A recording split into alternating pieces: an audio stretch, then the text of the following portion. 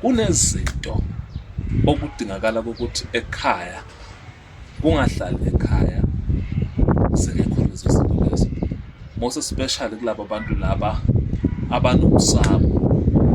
Emsamo wakho akungahlali emakhandlela angekho ngokwemfihlo nokwangendlela le othanda ukuthi amakhandlela abe nayo.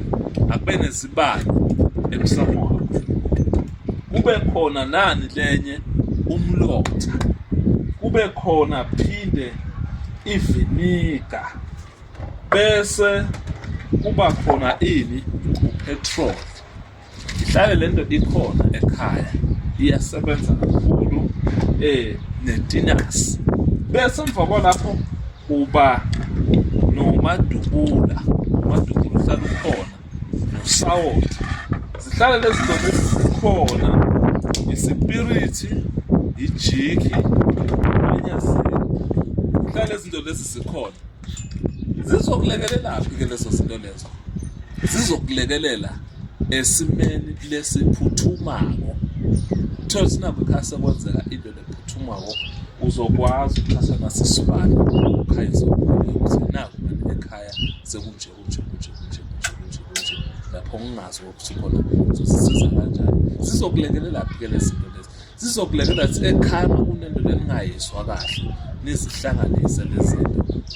Ukuxube konke nosado mahahla lento ichele igceke. Ezinye izinto zidinga ukuthi wena uyibambele ngezandla zakho, uyihlanganise bese uyazikhulekela lezi zinto, uzinikeza amandla, uzinikeza amandla ukuthi masuyisebenzisa wena azihlehlise imoya emibi, azishayele okugula sekuvelile.